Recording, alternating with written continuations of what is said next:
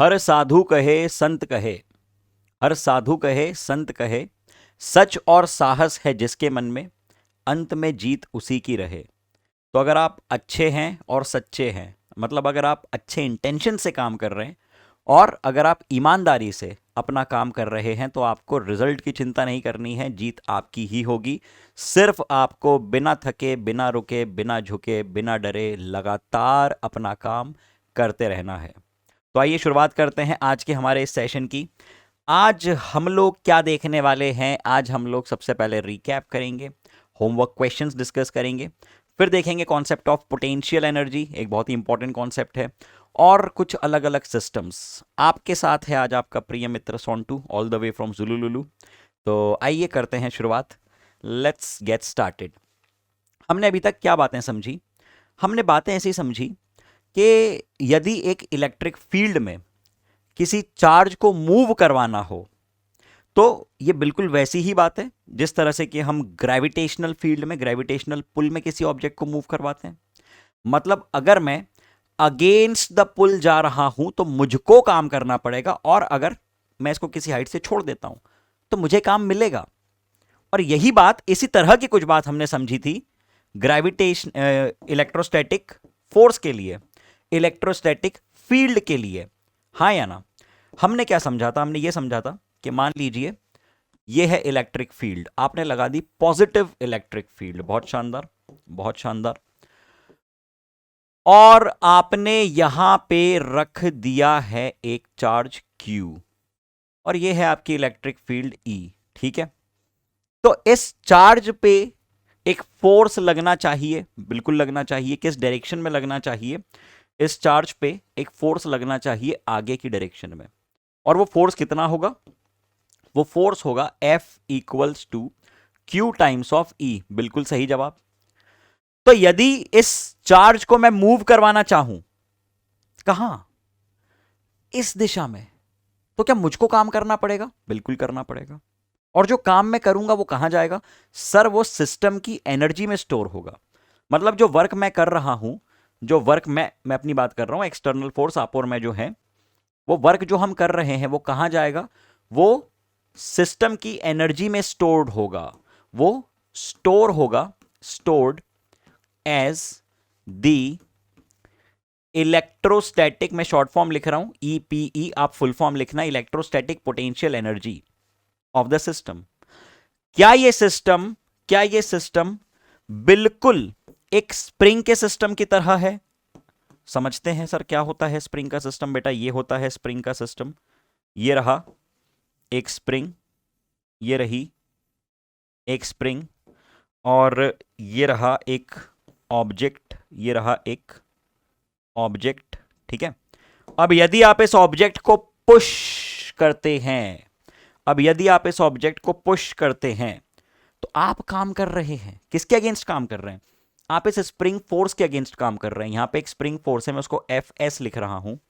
आप यदि खड़े हैं इधर, ठीक है, दिस इज यू, आप धक्का दे रहे हैं, ठीक है, आप धक्का दे रहे हैं इस ऑब्जेक्ट को, तो ऑब्जेक्ट किसी पॉइंट से उठ के, तो ये ऑब्जेक्ट, ये डब्बा, ये बक्सा किसी पॉइंट से उठ के किसी दूसरे पॉइंट तक चला गया। गया? बिल्कुल गया। आपने धक्का दिया इस ऑब्जेक्ट को, किसके अगेंस्ट? आपने इस स्प्रिंग के फोर्स के अगेंस्ट धक्का दिया, तब जाके ये कंप्रेस हुआ। मतलब आपने वर्क किया है, बिल्कुल किया है। तो जो वर्क आपने किया वो कहां गया? वो गया elastic potential energy of the system में, ईपीई। ऊपर कौन सी ईपीई है? Electrostatic potential energy. नीचे कौन सी ईपीई है? Elastic potential energy of the system. System तो एक जैसा है। और अगर यहां पे मैं इस डब्बे को छोड़ता हूं, मान लो कि इसको कंप्रेस करते हुए, करते करते करते करते करते करते करते करते करते करते कंप्रेस करते करते करते हम यहां तक ले आए, यहां तक ले आए। अब जैसे ही मैं इसको छोड़ूंगा, भागेगा आगे ये डब्बा, बिल्कुल उसी तरह जिस तरह गुलेल को खींच के छोड़ते हो तो पत्थर जाता है आगे, जाता है ना। अगर इस चार्ज को पीछे ढकेल दूं मैं, अगर इस चार्ज को पीछे ढकेल दूं मैं, यहां से उठा के खट खट खट खट खट यहां तक ले गया मैं, यहां तक ले गया मैं, ठीक है, चार्ज को उठा के मैं पीछे तक ले गया। तो अब जैसे ही मैं चार्ज को छोड़ूंगा, अब जैसे ही मैं चार्ज को छोड़ूंगा, क्या वो भाग के वापस से आगे आएगा? बिल्कुल आएगा, आना चाहिए। क्या दोनों सिस्टम्स कहीं ना कहीं एक जैसे हैं? बिल्कुल हैं। Sir sir sir sir sir sir अगर अगर अगर अगर मान लीजिए कि आपके पास एक गेंद है, एक बॉल है, या एक बक्सा है, किसी भी चीज को ले लो जो तुमको अच्छा लगे। क्या लें? चलो ये बॉल ले लेते हैं ना।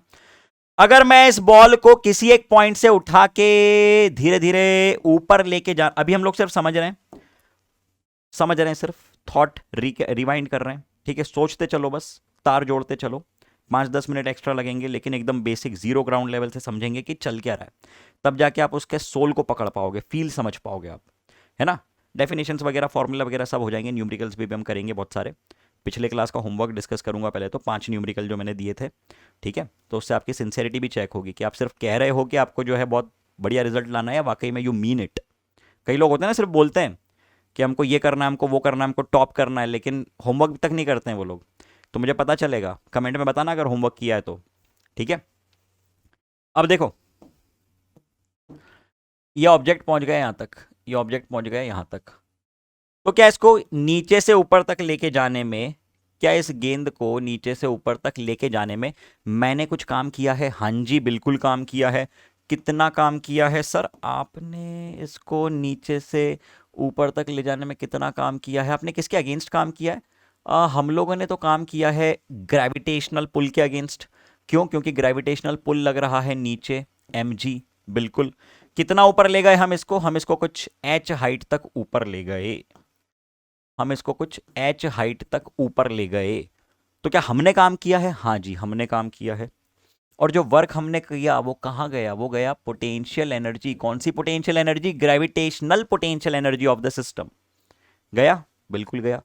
क्या कहीं ना कहीं तीनों सिस्टम एक जैसे हैं? बिल्कुल है। क्या अगर मैं टॉप मोस्ट पॉइंट पे गेंद को छोड़ता हूं तो वो लुढ़क के नीचे आ जाती है? बिल्कुल आ जाती है।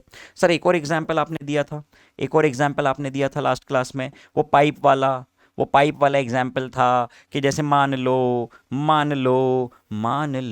कि ये एक पाइप है, ये एक पाइप है, ठीक है?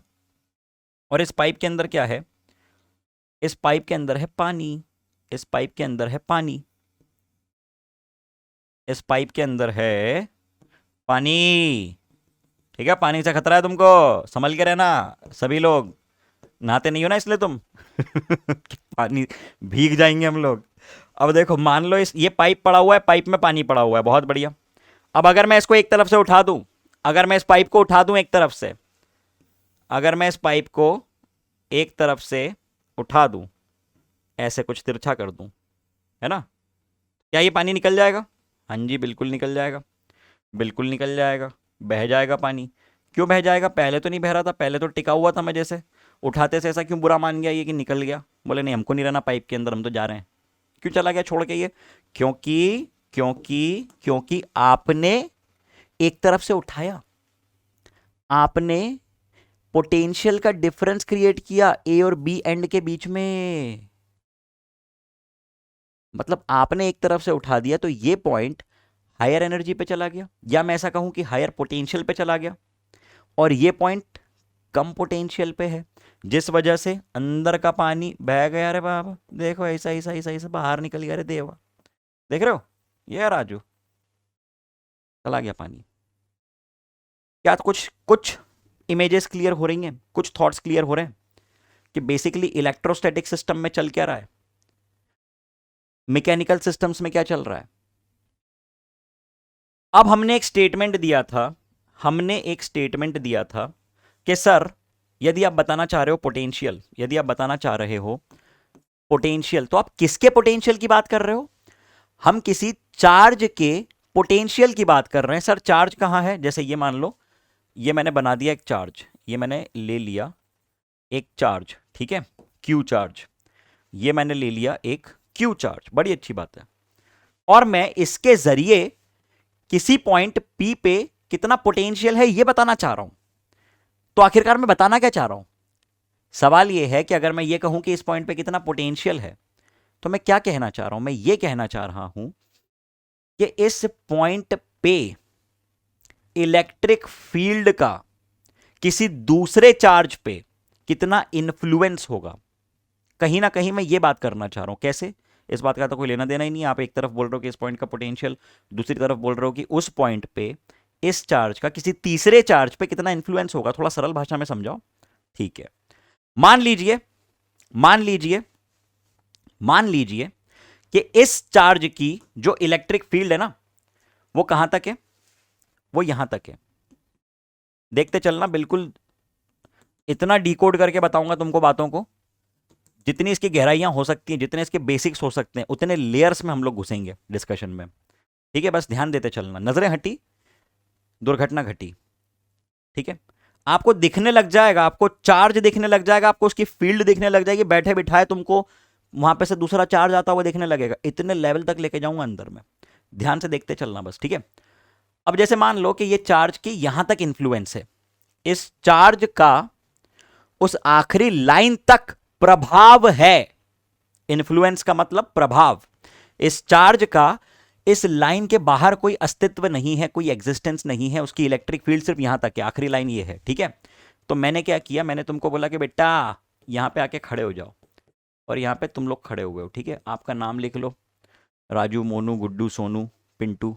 ठीक है, कुछ भी नाम लिख लो। मैंने तो सोंटू को खड़ा कर दिया यहाँ पे, सोंटूड़ा यहाँ पे खड़ा हुआ है। ठीक है, Sontu is standing over here. अब सोंटू ने देखा कि यदि हम लोग एक चार्ज को, जो कि इसके प्रभाव से दूर था, है ना, जिसको कि हम कहते हैं यूनिट टेस्ट चार्ज, क्या कहते हैं उसको हम लोग कहते हैं टेस्ट चार्ज, जिसमें हम लोग एक्सपेरिमेंट करते हैं, जिसमें हम लोग क्या करते हैं, जिसमें हम लोग एक्सपेरिमेंट करते हैं। ठीक है, तो सोंटू ने देखा कि अगर आप इस टेस्ट चार्ज को, अगर ये बहुत दूर है तो उसको हम क्या कहते हैं, इन्फिनिटी। इसके प्रभाव से दूर, इन्फिनिटी। कहां पे है वो चार्ज, इन्फिनिटी पे है, बहुत दूर है। ठीक है, तो अगर वो चार्ज इन्फिनिटी पे है, उसको आपको उठा के लाना है, आपको उस चार्ज को उठा के लाना है, इसके प्रभाव में, इसकी फील्ड में लाना है, और लाके किसी पॉइंट तक रखना है। तो आपने क्या किया, आपने बोला इसको ये बेटा आजा, चल, तो चार्ज आ गया क्यू नॉट। ठीक है, इसको क्यू नॉट बोल दो। आपने इसको उठाया,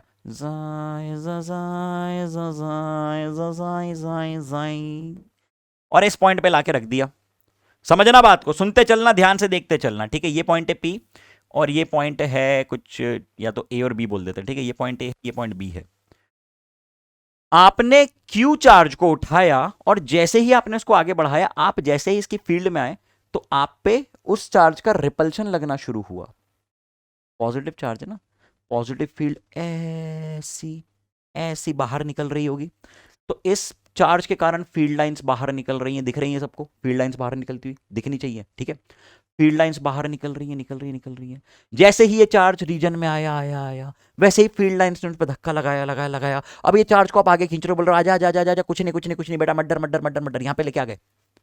चार्ज को उठा के तुम लोग इसके प्रभाव में खींचते हुए बोलते अरे कुछ नहीं होगा, आजा चल आजा, यहां पे लाके रख दिया आपने चार्ज को। आपको वर्क करना पड़ा, बिल्कुल करना पड़ा। लेकिन अगर कल को मैं चार्ज को यहां लाके ना रोकूं, मैं इसको आगे लेके जाऊं, मैं बी पॉइंट के भी, जैसे एक पॉइंट तो बी है ना, आपने बोला कि चलो यहां पे लाके रोक दो, इसको रख दो, तो आपको कुछ वर्क करना पड़ा, आपको कुछ अमाउंट ऑफ वर्क करना पड़ा in bringing the charge from infinity to the point B. इसको आपने कह दिया W1। अब लेकिन कल को आपकी इच्छा हुई कि नहीं भाई, हम यहां पे नहीं रुकेंगे, हम आगे जाएंगे, और जाते जाते जाते आप ए तक चले गए, तो आपको कुछ वर्क करना पड़ेगा in taking the charge from infinity to the point A. इसको आपने कह दिया W2। इसी तरह से अगर मैं तीसरा पॉइंट ले लूं, सी पॉइंट, तो उस तक ले जाने के लिए कुछ काम करना पड़ेगा। मतलब हर पॉइंट स्पेस में डिफाइंड है कि अगर आप किसी फलाने पॉइंट तक लेके जाना चाहते हैं इसके प्रभाव में, तो आपको कुछ काम करना पड़ रहा है। ठीक है, ये इसकी थोड़ी भी फील्ड लाइंस बना देता हूं मैं, इसकी भी थोड़ी सी फील्ड लाइंस बना देता हूं।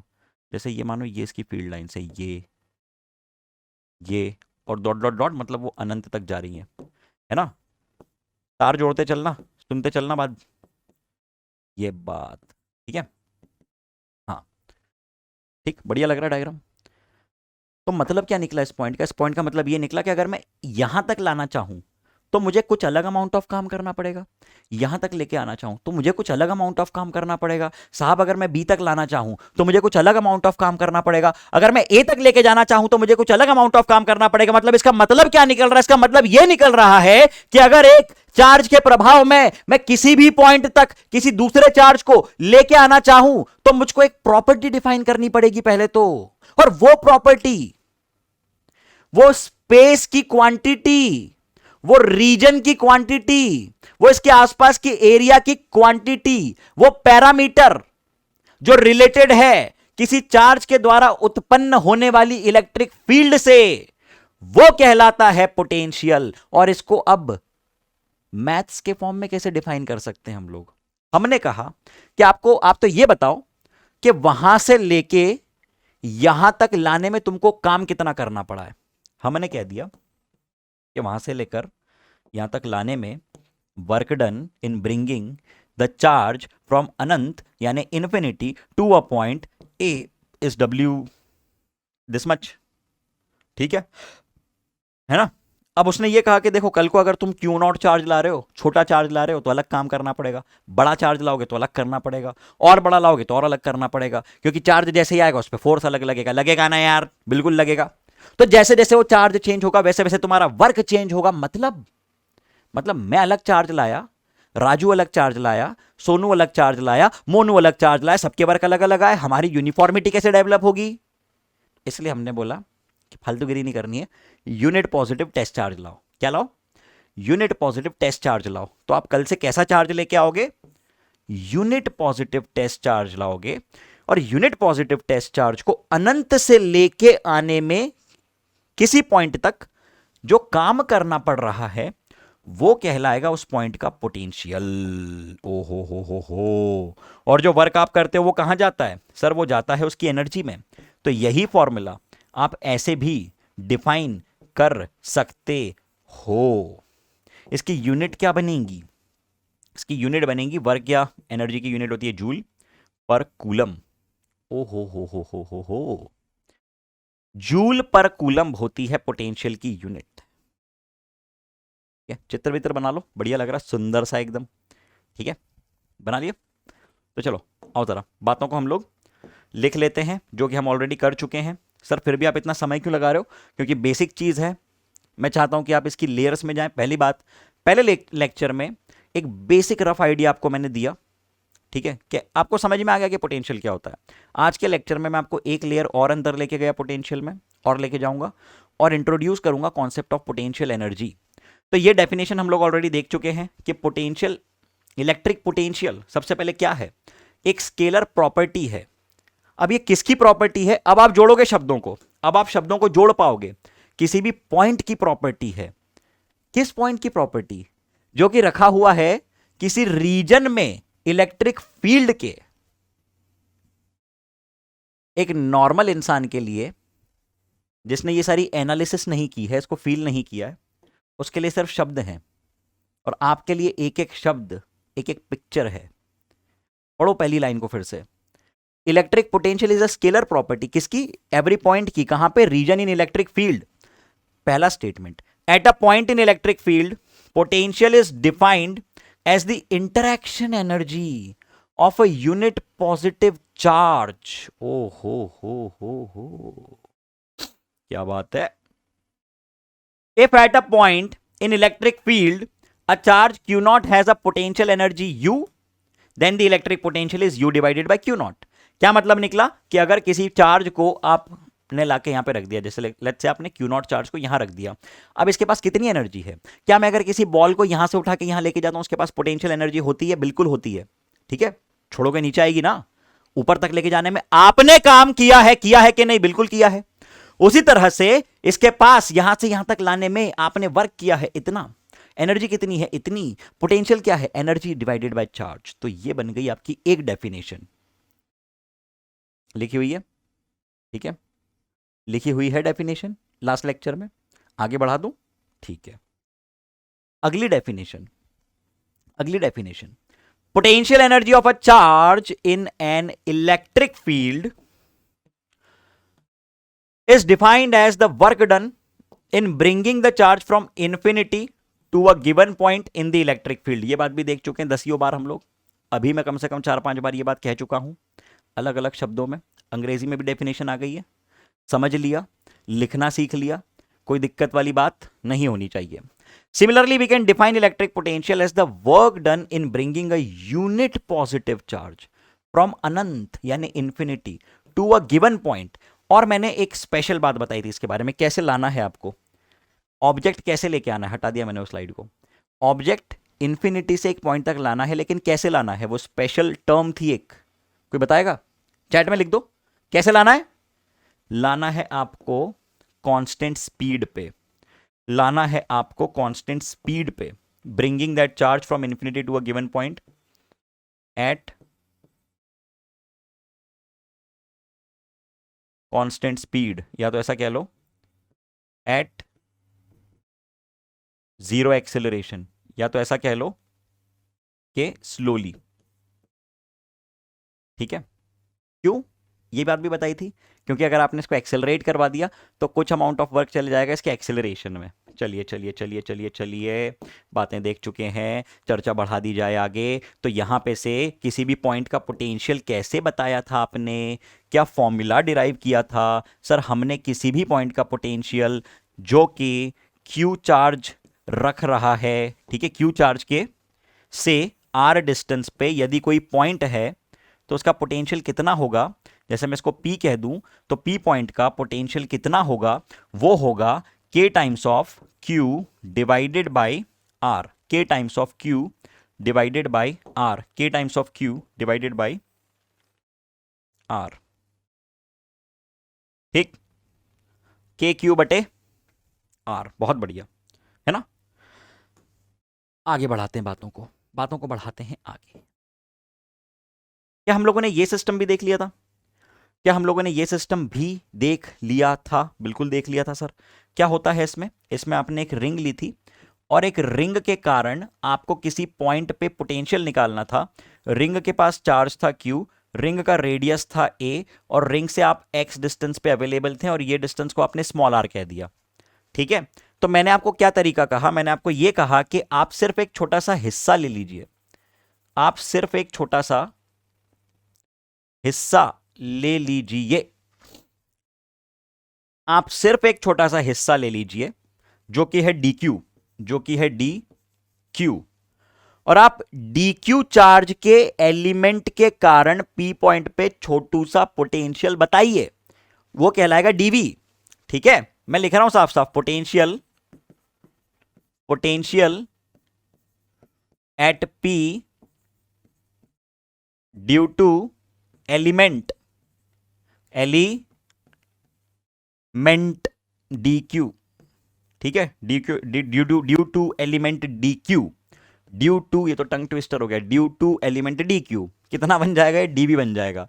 तो आपने बोला कि dv equal to k times of dq बटा r, और फिर मैंने ये बोला कि जो टोटल पोटेंशियल होगा उसके लिए आप इसको इंटीग्रेट कर देंगे इस प्रकार से। आपका बचपन का दोस्त आ गया है इंटीग्रेशन, जिससे आजकल आपकी बनती नहीं है, लेकिन आप इसको अपना दुश्मन ना समझें, ये आपका प्रिय मित्र है, आपके जीवन को आसान बनाने आया है। ठीक है, कठिन नहीं बनाने आया है। इंटीग्रेशन से नफरत ना करें, ये आपके प्यार का भूखा है बार बार आ जाता है आपसे मिलने। तो ये बन जाएगा k divided by r। Integral dq को क्या लिख दोगे? इंटीग्रल dq का मतलब सभी dq एलिमेंट्स के सम। इंटीग्रल dq का मतलब सभी dq एलिमेंट्स का सम। तो ये बन जाएगा q। ठीक है, तो KQ बाय R बना, और R को आपने लिख दिया root over a square plus x square. तो ये बन गया KQ divided by root over a square plus x square. ये बन गया आपका एक्सप्रेशन, ये बन गया आपका एक्सप्रेशन। ठीक है, ये हम लोग ऑलरेडी डिराइव कर चुके थे, फिर भी मैंने एक बार पूरा करके दिखा दिया आपको। चलिए बातें अब बढ़ाते हैं हम लोग आगे। इसके बाद हमने फील्ड और पोटेंशियल का रिलेशन देखा था कि हम लोगों ने फील्ड और पोटेंशियल का रिलेशन, क्या हम लोगों ने फील्ड और पोटेंशियल का रिलेशन देखा था? उसको भी मैं एक बार रिकैप करवा रहा हूं पूरा, क्योंकि काम की बातें हैं। मैं चाहता हूं, देखो, एक बिल्डिंग जब बनती है ना, तो जितनी ऊंची बिल्डिंग बनानी होती है उतना गहरा बेस डेवलप करना पड़ता है। बड़े बड़े मॉल्स में, बड़ी बड़ी बिल्डिंग्स में देखना कि नीचे की जो बेसमेंट होती है वो 2 3 4 लेवल तक की पार्किंग की होती है। दो फायदे ना, पार्किंग भी बन सकती है उसमें। तो जितनी गहरी नींव होगी उतनी मजबूत इमारत बनेगी।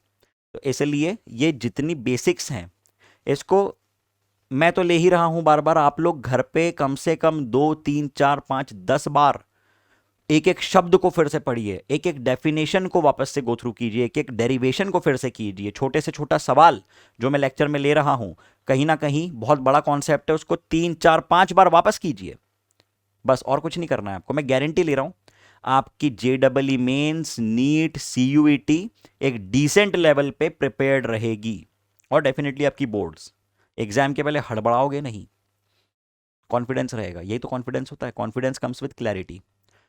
चलिए, अब हम बात कर रहे हैं relation between field and potential. तो हमने लिखा कि इलेक्ट्रिक फील्ड और पोटेंशियल के बीच में क्या संबंध है, पोटेंशियल के बीच में क्या संबंध है। अच्छी बात है। तो मैंने आपसे ये पूछा कि बेटा वर्क डन क्या होता है, आपने बताया सर वर्क डन होता है KQ1 Q2 divided by R²। अच्छा, लेकिन यहां पे हम किस वर्क की बात कर रहे हैं? हम बात कर रहे हैं कि अगर एक Q चार्ज के लिए आप किसी दूसरे चार्ज को कहीं से उठा के, किसी एक पॉइंट से उठा के किसी दूसरे पॉइंट तक ला रहे हो, या तो मैं कहूं कि मैं इन्फिनिटी से R डिस्टेंस तक ला रहा हूं किसी चार्ज को, है ना। इन्फिनिटी से घुमाते फिराते कहां तक ला रहे हैं हम लोग? R डिस्टेंस तक ला रहे हैं। इन्फिनिटी से घुमाते फिराते कहां तक ला रहे हैं? किसी A पॉइंट तक ला रहे हैं, किसी R डिस्टेंस तक ला रहे हैं, ठीक है। तो मुझे कितना वर्क करना पड़ेगा, यह सवाल है। वर्क डन होता है KQ/R², लेकिन जैसे ही आप इसके इन्फ्लुएंस में पहुंचेंगे वैसे ही ये R तो कंटिन्यूसली चेंज हो रहा होगा। यहां पे भी फील्ड लग रही है, चलो इन्फिनिटी से आप फील्ड के रीजन में है, फील्ड फोर्स लग रहा है। Q चार्ज को जैसे ही आप इसकी इलेक्ट्रिक फील्ड में लाए, वो डायग्राम दिखाता हूं पुराना वाला। Q चार्ज को जैसे ही आप इसकी फील्ड में लाए, वैसे ही आप पे फोर्स लगने लगा। अब जैसे जैसे इसको आगे बढ़ाओगे वैसे वैसे उस पर फोर्स लगेगा, और वो फोर्स चेंज हो रहा होगा कंटिन्यूअसली, वो फोर्स वेरी कर रहा होगा कंटिन्यूअसली, वो फोर्स वेरिएबल होगा। इसलिए आपको क्या करना पड़ेगा? इसलिए आपको वर्क डन, ओ सॉरी ये वर्क डन नहीं है, फोर्स है, आई एम रियली सॉरी, ये फोर्स है, ये फोर्स है। वर्क डन को आप लिख सकते हैं KQ1 Q2 divided by R² into displacement. लेकिन ये फॉर्मूला तब वैलिड है जब फोर्स कांस्टेंट हो, ये फॉर्मूला तब वैलिड है जब फोर्स कांस्टेंट हो, लेकिन हमारा फोर्स वेरिएबल है। तो हमने क्या कहा? हमने ये कहा कि इफ फोर्स इज वेरिएबल, अगर फोर्स वेरिएबल हुआ तो आप क्या करेंगे? आप करेंगे work done equal to integral of F.dr। अच्छी बात है। इसी एक्सप्रेशन को मैं यहां लिख रहा हूं, इसी एक्सप्रेशन को मैं यहां लिख रहा हूं, फोर्स की वैल्यू उठा के मैं अंदर रख रहा हूं। ये कब वैलिड है? मैं लिख रहा हूं यहां पे valid only if force is a constant. एक एक बात क्रिस्टल क्लियर लिखते चलना, ये सिर्फ तभी वैलिड है जब फोर्स एक कांस्टेंट हो। ये तब करेंगे जब फोर्स वेरिएबल है, और अगर आपका फोर्स वेरिएबल है, अगर आपका फोर्स चेंज हो रहा है, तो आपने फोर्स की वैल्यू अंदर उठा के रख दी। क्या है फोर्स की value? KQ1 Q2 divided by R² into dr, divided by R² into dr। कहां से कहां तक? इन्फिनिटी से किसी गिवन पॉइंट A तक, ठीक है। इन्फिनिटी से किसी गिवन पॉइंट A तक कौन चेंज हो रहा है? R चेंज हो रहा है। इन्फिनिटी से किसी पॉइंट तक लाओ, R हर पॉइंट पे चेंज होगा। यहां पे आएगा एक नेगेटिव साइन, क्यों? क्योंकि हम किसी के अगेंस्ट काम कर रहे हैं। बहुत बढ़िया। KQQ को बाहर निकाल दिया, KQQ को बाहर निकाल दिया, ठीक है। KQQ को बाहर निकाल दिया। वैसे हम निकालना क्या चाह रहे हैं? हम वर्क डन तो निकाल नहीं रहे, हम लोग फील्ड और पोटेंशियल में रिलेशन निकालना चाह रहे हैं। हम लोग फील्ड और पोटेंशियल में रिलेशन निकालना चाह रहे हैं। Q1 को मैंने उठा के रखा Q, Q1 को मैंने उठा के रखा Q, और Q2 को मैंने उठा के रख दिया स्मॉल q, ठीक है। और मैंने कहा कि पोटेंशियल क्या होता है? पोटेंशियल होता है work done on a unit charge, तो मैंने Q से डिवाइड कर दिया, ठीक है। इंटीग्रल ऑफ K, Q1 को मैंने रख दिया Q, Q2 को रख दिया छोटा q, डिवाइड में है छोटा q, डिवाइड में है R² dr with negative sign. तो क्या बन गया ये? क्या बन गया ये? Q Q कैंसल आउट हो गए, हो गए क्या? हाँ या ना? बिल्कुल हो गए। KQ को बाहर निकाल दिया आपने, 1/R² का इंटीग्रेशन करो, यानी R⁻² को इंटीग्रेट करो। कैसे करते हैं? x⁻n, n की जगह पे क्या है? n की जगह पे -2 है, n की जगह पे क्या है? n की जगह पे -2 है बिल्कुल है। तो ये क्या बन जाएगा, ये क्या बन जाएगा, ये बन जाएगा r की पावर -2 + 1 डिवाइडेड बाय -2 + 1 जो कि होता है -1। ठीक है, अब बात सुनो, बात सुनो। ठीक है, यहीं पे मैं कुछ और बातें ऐड कर रहा हूं। एक्सप्रेशन को सिर्फ देखो, एक्सप्रेशन को सिर्फ देखो, यहां पे आप वैल्यू रख के आंसर निकाल सकते हो, लेकिन मैं ये चाह रहा हूं कि यहां से आप फील्ड और पोटेंशियल में एक रिलेशन स्टैब्लिश करो। तो क्या यहां पे आपको फील्ड दिख रही है, क्या यहां पे आपको फील्ड दिख रही है, क्या यहां पे आपको फील्ड दिख रही है? देखो जरा, देखो जरा, चलो हटा ही देते हैं इसको। ठीक है, अब दिख रही है फील्ड, दिख रही है आपको फील्ड? क्या आपको फील्ड दिख रही है, फील्ड?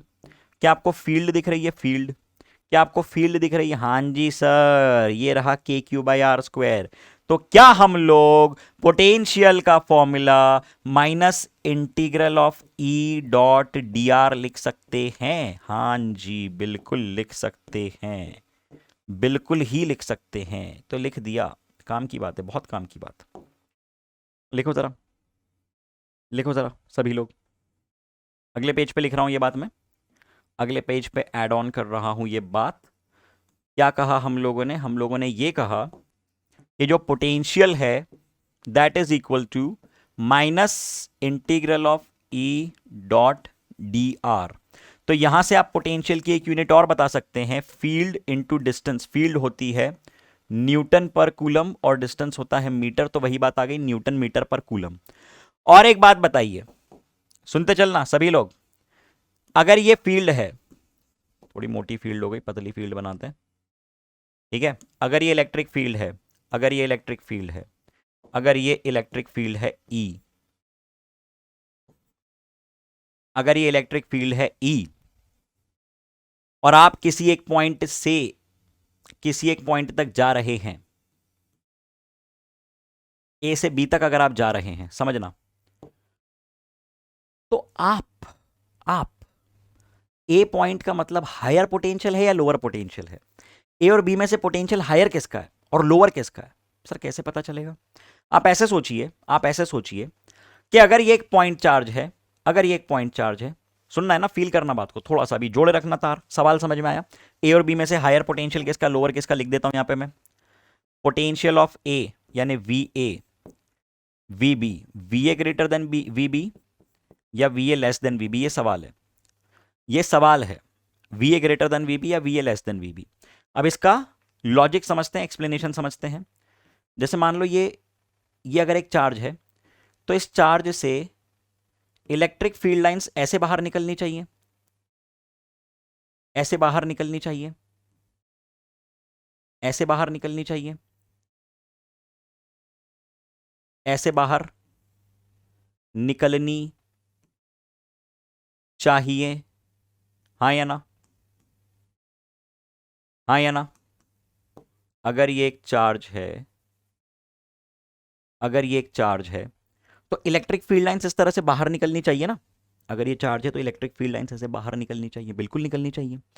तो अगर मैं एक पॉइंट इमेजिन करूं यहां पे A, और एक पॉइंट में इमेजिन करूं इससे थोड़ी दूरी पे B, ये A है, ये B है, A का डिस्टेंस RA, B का डिस्टेंस RB। तो क्या मैं A पॉइंट का पोटेंशियल VA KQ/RA ऐसा लिख सकता हूं, और B पॉइंट का पोटेंशियल VB KQ/RB ऐसा लिख सकता हूं? बिल्कुल लिख सकता हूं। तो क्या मैं ये कह सकता हूं कि अगर मैं फील्ड की डायरेक्शन में आगे बढ़ रहा हूं, अच्छा इन दोनों में से बड़ा कौन छोटा कौन, इन दोनों में से बड़ा कौन छोटा कौन? सीधी सी बात है कि RA की वैल्यू, सुन रहे हैं सब लोग? तो नहीं गए, हैवी तो नहीं हो गई बातें?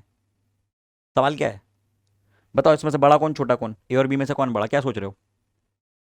A का डिस्टेंस कम है, B का डिस्टेंस ज्यादा है, तो सीधी सी बात है VA ग्रेटर देन VB है, सीधी सी बात है VA ग्रेटर देन VB है। तो यहां से मैं एक स्टेटमेंट दे रहा हूं, और मैंने आपको एक स्टेटमेंट दिया था, क्या था वो स्टेटमेंट? इससे रिलेटेड एक स्टेटमेंट दिया था मैंने, इस पॉइंट से रिलेटेड आपको एक स्टेटमेंट दिया था मैंने, इस पॉइंट से रिलेटेड एक स्टेटमेंट दिया था, और वो स्टेटमेंट क्या था? वो स्टेटमेंट ये था, वो स्टेटमेंट ये था जिस पर मैंने काफ़ी सारी बातें की थी और मैंने कहा था ये बहुत ज़्यादा इंपॉर्टेंट स्टेटमेंट है। वो स्टेटमेंट ये था कि along the electric field lines the value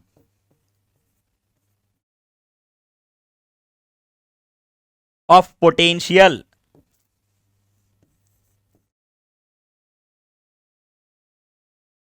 decreases.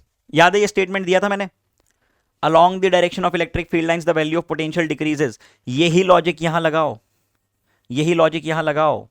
सीधी सी बात है कि ये हायर पोटेंशियल है, ये लोअर पोटेंशियल है। ए पॉइंट हायर पोटेंशियल पे, बी पॉइंट लोअर पोटेंशियल पे। ओ हो मतलब अगर आप इलेक्ट्रिक फील्ड लाइन की डायरेक्शन में जाओगे तो पोटेंशियल घटेगा। इसका मतलब क्या है? इसका मतलब यह है कि अगर आप इलेक्ट्रिक फील्ड की डायरेक्शन में जा रहे हो तो पोटेंशियल घट रहा है। इस ही एक्सप्रेशन को देखो, इंटीग्रेशन हटेगा, डिफरेंशिएशन आएगा, रिवर्स ऑपरेशन होते हैं एक दूसरे के, ठीक है। तो इसी इसी एक्सप्रेशन को मैं ऐसे भी लिख सकता हूं, this is basically change in potential. Delta भी लिखो या डी भी लिखो, एक ही बात है। डिफरेंस ये है कि डेल्टा बड़े चेंज को रिप्रेजेंट करता है और डी छोटे यानी इंस्टेंटेनियस चेंज को रिप्रेजेंट करता है। तो dv equal to minus integral of E D R लिखा, और इसी एक्सप्रेशन को मैं ई के टर्म्स में E equal to minus dv by D R लिख सकता हूं। क्या मतलब है इस बात का? इस बात का मतलब यह है कि इलेक्ट्रिक फील्ड उस दिशा में होगी जहां पे पोटेंशियल की वैल्यू घट रही है। Along the electric field lines the value of potential decreases. लिखो सारी बातें, लिखो सारी बातें, सभी लोग, काम की बातें बहुत ज्यादा है ना, हो चुकी हैं, फिर भी लिखो, बार बार लिखो, साथ में मेहनत करो, साथ साथ में करते चलो सब लोग। सेपरेटली कुछ नहीं करना है कि अलग से बाद में करेंगे, नहीं नहीं नहीं, अभी साथ में।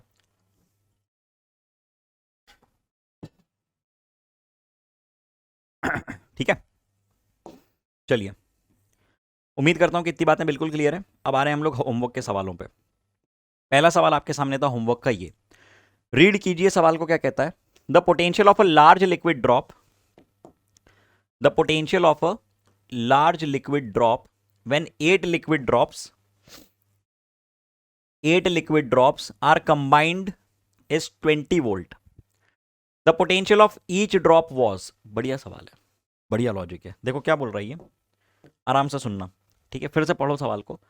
Potential of large drop when 8 liquid drops are combined is 20 volt. बड़े ड्रॉप का पोटेंशियल कितना देके रखा है? बड़े ड्रॉप का पोटेंशियल देके रखा है V big is given as 20 volt. और एक कितने ड्रॉप से मिलके बना हुआ है? ये मिलके बना हुआ है 8, 1 2, पीले ही बनाते हैं, वरना बोलोगे सर वहां पे तो येलो है, यहाँ पे तो वाइट बना दी। 1 2 3 4 5 6, अरे रे रे रे, 7 8, ठीक है। 8 ड्रॉप्स से मिलके ये बड़ा ड्रॉप बन रहा है। तो छोटे ड्रॉप्स का मैं रेडियस कह देता हूं स्मॉल आर, और बड़े ड्रॉप का रेडियस में कह देता हूं कैपिटल आर।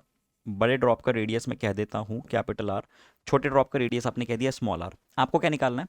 आपको छोटे ड्रॉप का पोटेंशियल निकालना है, जिसको मैं वी डैश कह रहा हूं। क्या लॉजिक इसमें लगा सकते हैं, क्या कॉन्सेप्ट इसमें लगाएं? कौन सी ऐसी चीज है जो कि कांस्टेंट रहेगी? आप 2 ड्रॉप मिलाओ, 10 ड्रॉप मिलाओ, 20 ड्रॉप मिलाओ, 50 ड्रॉप मिलाओ, कौन सी ऐसी चीज है जो कि कांस्टेंट रहेगी? इनका वॉल्यूम कांस्टेंट रहेगा। क्या मैं ऐसा कह सकता हूं कि total volume initial must be equal to the total volume final? कह सकते हैं, बिल्कुल कह सकते हैं। तो क्या हम ये कह सकते हैं कि इनिशियल वॉल्यूम जो कि 4/3 पाई कैपिटल आर क्यूब है, वो बराबर होना चाहिए उन 8 ड्रॉप्स के वॉल्यूम के, जो कि बन जाएगा 8 times of 4/3 pi small r का cube. 8 times of 4/3 pi small r का क्यूब। क्या ऐसा हम लोग कह सकते हैं, लिख सकते हैं? बिल्कुल कर सकते हैं। तो लिख दिया तो 4/3 पाई 4/3 पाई काट दिए तो हमको ये पता चला कि कैपिटल आर जो है वो 8 स्मॉल आर की पावर 1/3। चलो एक एक स्टेप करता हूं। लोग बोलते हैं कि सर और डिटेलिंग में बताओ। एक्सट्रीम डिटेलिंग कर रहा हूं आज मैं, देखो तुम। ठीक है, एक एक स्टेप बता रहा हूं बिल्कुल। Power taking power 1/3 both the sides. 8 की पावर 1/3 होता है 2, तो ये बन जाएगा 2 टाइम्स ऑफ आर ओ ओ ओ ओ ओ 2r। ठीक है, 2r जनरल फॉर्मूला भी बता सकता हूं मैं यहां से। हो सकता है 8 के बदले कल को अगर मैं 20 ड्रॉप कर दूं तो यहां पे आप 20 रखोगे, 50 ड्रॉप कर दूं तो 50 रखोगे, n ड्रॉप्स कर दूं तो आप यहां पे n रखोगे। लिख लेना चाहो तो general formula for n drops, यहां पे n रखोगे, n आएगा इधर। ठीक है, और फिर r कितना आएगा, n की पावर 1/3 टाइम्स ऑफ r, ऐसा लिख लेना। चलो रेडियस तो पता चल गया, छोटे ड्रॉप का रेडियस तो पता चल गया, तो क्या छोटे ड्रॉप का पोटेंशियल में निकाल सकता हूं?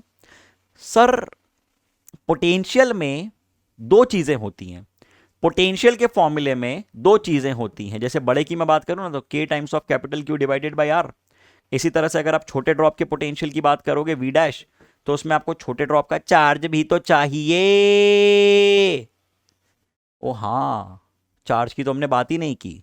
तो आपने एक कंजर्वेशन किसका लगाया था मेरे भाई? आपने एक कंजर्वेशन लगाया था वॉल्यूम का। आप दूसरा कंजर्वेशन किसका लगा सकते हैं? आप दूसरा कंजर्वेशन लगा सकते हैं चार्ज का।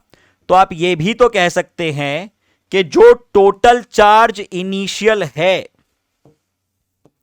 जो टोटल इनिशियल चार्ज है वो टोटल फाइनल चार्ज के बराबर होना चाहिए। Total initial charge must be equal to total final charge. Initial charge कितना कह दिया आपने? इनिशियल चार्ज कह दिया Q। Final charge 8 drops, 8 times of Q। तो छोटे Q की वैल्यू आपके सामने आ चुकी है। चार्ज तो कांस्टेंट रहना चाहिए। अगर एक के पास 1 कूलम का चार्ज है, 8 मिल गया, तो उसके पास 8 कूलम भी हो सकता है, 9 या 10 नहीं हो सकता, 7 भी नहीं हो सकता। ठीक है, तो चलो यहां पे वैल्यू उठा के रखते हैं। v डैश कितना बन जाएगा? v dash equals to k times of छोटा q। छोटा q को लिख दिया q divided by 8 divided by r। r को आपने कितना लिख दिया? छोटे r को आपने लिख दिया capital R by 2, capital R by 2। ठीक है, तो ये कितना बन गया? ये बन गया, ये कटा 4 बनाइए, मतलब के क्यू बाय आर का 1/4, के क्यू बाय आर का 1/4। बढ़िया लॉजिक था। एक सवाल सीख लिया, ऐसे कितने भी सवाल आ जाए आप कर लोगे।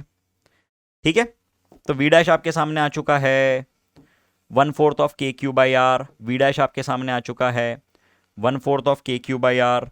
वी डैश आपके सामने आ चुका है 1/4 of K Q by R. तो के क्यू बाई आर कितना है? के क्यू बाई आर है 20। के क्यू बाई आर कितना है? के क्यू बाई आर है, सेकेंड, के क्यू बाई आर कितना है? के क्यू बाई आर है 20। तो आंसर आया 20/4, 20/4 जो कि होता है 5। आंसर कितना आ गया? आंसर आ गया 20/4 जो कि होता है कितना? 5। तो पहले सवाल का आंसर आपके सामने आ चुका है।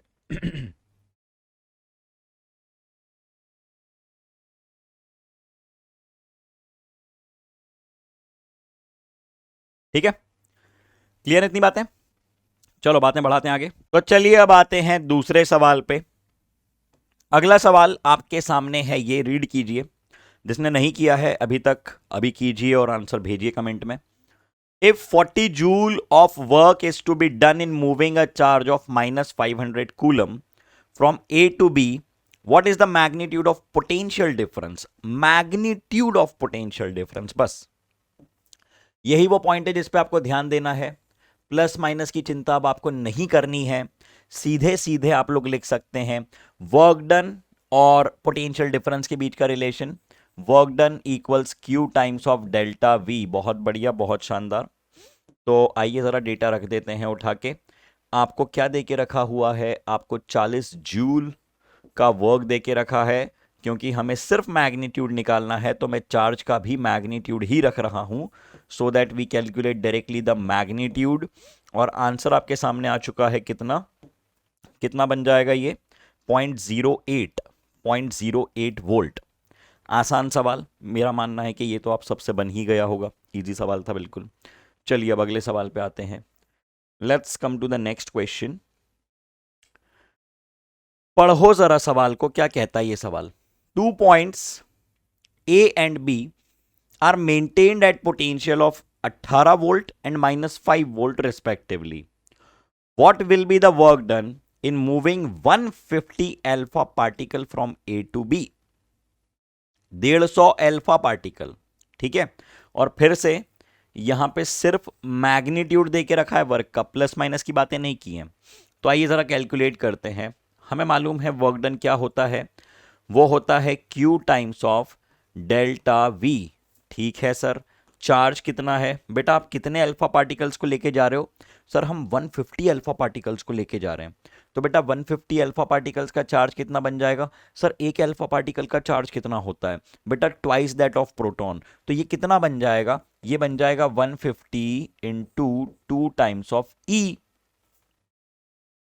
मतलब 300 E लिख सकता हूं मैं चार्ज को, 300 E लिख सकता हूं मैं चार्ज को। बहुत शानदार, तो ये हमने लिख दिया 300 E। This is the total charge. और पोटेंशियल डिफरेंस कितना एस्टैब्लिश किया जा रहा है, आपको कहां से कहां लेके जाना है, ए से बी, 18 से -5। तो डायरेक्टली आप लिख सकते हैं डेल्टा वी, जैसे वी ए हम लोग लिख देते हैं 18, वी बी लिख देते हैं -5। डेल्टा वी को आपने लिखा ए से बी तक का potential difference, V A to B, final minus initial अगर आप लिखें ये बनेगा -5 -18, दिस इज -23। अब क्योंकि ऑप्शंस में सिर्फ आपको मैग्नीट्यूड की बात की हुई है, हम लोग प्लस माइनस की चिंता नहीं करेंगे। और वैसे भी सिंपल सा लॉजिक अगर मैं आपको कहूं, समझना जरा बात को, ठीक है। अगर ये इलेक्ट्रिक फील्ड है, अगर ये इलेक्ट्रिक फील्ड है, ठीक है, आप कहां से कहां जा रहे हैं, आप कहां से कहां जा रहे हैं, आप जा रहे हैं ए पॉइंट जो कि है 18 वोल्ट पे, प्लस का 18 वोल्ट पे, से लेके बी पॉइंट तक जो कितने वोल्ट पे है, जो -5 वोल्ट पे है। तो आप हायर पोटेंशियल से लोअर पोटेंशियल की तरफ जा रहे हैं। तो अगर आप हायर से लोअर पोटेंशियल जाते हैं तो तो आप किसी चीज के अगेंस्ट काम कर रहे हैं या आपको वर्क मिलना चाहिए। तो वही बात आ गई कि एक बॉडी को मैं ऊपर से छोड़ दूं, बाय डिफॉल्ट नीचे आ जाएगी, ठीक है। तो आंसर तो कैसा ही होगा वर्क का, पॉजिटिव ही आएगा, ठीक है। चलिए, तो आपने क्या लिखा, आपने क्या लिखा, इसको हम लिख देते हैं हायर माइनस लोअर। ओके, इसको आप ऐसा कर दीजिए, डेल्टा वी ए बी 18 -5। अगर यही मुझे बी से लेकर ए तक लेके जाना होता तो मेरा वर्क कैसा बन जाता, नेगेटिव, क्योंकि मैं वर्क कर रहा होता अगेंस्ट दी इलेक्ट्रिक फील्ड। हाँ, तो बात आ गई कितनी, टोटल चार्ज जो कि आपने लिख दिया 300 E इंटू डेल्टा वी जो कि बन गया 23। तो इसको आप कैलकुलेट कर लेंगे, ओके, इसकी वैल्यू आप कैलकुलेट कर लेंगे, कितना आता है ये, अप्रॉक्स निकाल लीजिए ई की वैल्यू रख के। ओके, ये टास्क मैं आपके लिए छोड़ रहा हूँ, ये कैलकुलेशन मैं आपके लिए छोड़ रहा हूँ। तुरंत कैलकुलेट करके आंसर भेजो कमेंट सेक्शन में, पॉज करो, कैलकुलेट करो, आंसर भेजो कमेंट सेक्शन में। बताओ जरा कोई मैच हो रहा है कि नहीं, हो रहा है तो भी बताओ, नहीं हो रहा है तो भी बताओ। चलो, एक टू वे कम्युनिकेशन मेंटेन होना बहुत ज़रूरी है। मैं यहाँ पे आके पढ़ा के बोल के चला जाऊँ और आप वहाँ पे बस पढ़ लो, सुन लो, समझ लो, ऐसा इससे काम नहीं चलेगा। बोलो, मुझको पता चलना चाहिए तुम्हारे मन में क्या चल रहा है, तुम्हारे आंसर्स आ रहे हैं कि नहीं आ रहे हैं, तुम्हारी क्या प्रिपरेशन चल रही है, तुम्हारी क्या एस्पिरेशंस हैं, तुम्हारी क्या एम्बिशंस हैं, तुम्हारी क्या परेशानियाँ हैं, ये सब बताया करो। बोलने से मन हल्का होता है। आज की तारीख में बैठे बिठाए लोगों को मेंटल इलनेस हो रही है, डिप्रेशन हो रहा है बैठे बिठाए, सब सही चल रहा है उसके बाद भी उनको डिप्रेशन जैसी फीलिंग आ रही है। तो यही बात है ना कि बताना चाहिए, कम्युनिकेशन क्लियर होना चाहिए। चलो माना कि मैं अभी सुन नहीं पा रहा हूँ आपकी बात, लेकिन आप बता तो सकते हो ना कमेंट में। पढ़ता हूँ मैं कई लोगों के कमेंट, कई बार बहुत सारी चीज़ें इंपॉर्टेंट पता चलती हैं बच्चों के जीवन के बारे में। चलिए अब यहाँ देखिए क्या बोल रहा है ये सवाल। Two unlike charges of magnitude q are separated by a distance of 5d, the potential at a point midway between them. अब देखो यार ये क्या बोल रहा है, ये ऐसा बोल रहा है कि दो अनलाइक चार्जेस हैं आपके पास, अनलाइक है ना, अनलाइक चार्जेस मतलब एक अगर प्लस क्यू है, मैग्नीट्यूड क्यू है ना उनका, तो अगर आपके पास एक प्लस क्यू है तो दूसरा आपके पास माइनस क्यू होगा। ठीक है, आपके पास अगर प्लस क्यू है एक तो दूसरा आपके पास माइनस क्यू होगा, और इनके बीच का सेपरेशन आपको देके रखा हुआ है 5 टाइम्स ऑफ डी। ये रहा सेंट्रल पॉइंट, ठीक है, ये रहा सेंट्रल पॉइंट। तो अगर ये 5d है, ये 2.5d 2.5d, मैं थोड़ी देर के लिए x बोल रहा हूँ, ठीक है, x कितना है 2.5d, 5d/2, 5 का आधा 2.5। तो आपको इस पॉइंट पे, सेंट्रल पॉइंट पे, लेट्स से इसको इसको नाम मैंने दे दिया p, p पॉइंट पे आपको पोटेंशियल निकालना, तो p पॉइंट का पोटेंशियल आप क्या लिख देंगे, k q/x plus k minus q/x। तो इसको आप क्या लिख देंगे, इसको आप लिख देंगे 0। आंसर कितना आ जाएगा, आंसर आ जाएगा 0। नोट कीजिए ज़रा, नोट कीजिए, आंसर आ जाएगा 0। ठीक है, चलो बातें बढ़ाते हैं आगे। अगला सवाल, two charges of 10 microcoulomb are placed at the corner A and B of an equilateral triangle of side 0.5 metre in the air. दो चार्जेस हैं, ठीक है, कितना कितना देके रखा है आपको magnitude, two charges are placed at the corners A and B, नाम दे देते हैं पहले, तो ये ए है, ये बी है, और ये सी है। तो आपने ए और बी पे रखा है, आपने कहाँ कहाँ पे रखा है, आपने ए और बी पे रखा है, और आपको क्या दिया हुआ है, आपको लेंथ दे के रखी है, okay, of an equilateral triangle of side length कितनी, 0.5 मीटर। तो इसको मैं एल के देता हूँ थोड़ी देर के लिए, this is L, this is L, this is L. अब आपको क्या करना है, आपको करना क्या है, आपको निकालना है सी पॉइंट पे इलेक्ट्रिक पोटेंशियल। तो सी पॉइंट पे किस किस चार्ज के कारण पोटेंशियल होगा, सी पॉइंट पे उस ए पे जो रखा है ना क्यू, एट में क्यू ए लिख देता हूं उसको, जो ए पे चार्ज रखा हुआ है उसके कारण पोटेंशियल होगा, प्लस उस चार्ज के कारण जो कि बी पे रखा हुआ है उसके कारण भी यहां पे पोटेंशियल होगा। बिल्कुल होगा, बिल्कुल होगा, बिल्कुल होगा। तो आपने लिख दिया के क्यू बटे एल, और दूसरे वाले को आपने लिख दिया के क्यू बटे एल, तो ये बन गया 2k/Q/L। 2k क्यू कितना दिया है, क्यू कितना दिया है 10 माइक्रोकूलम, क्यू कितना दिया है, के Q 10 micro 10⁻⁻⁶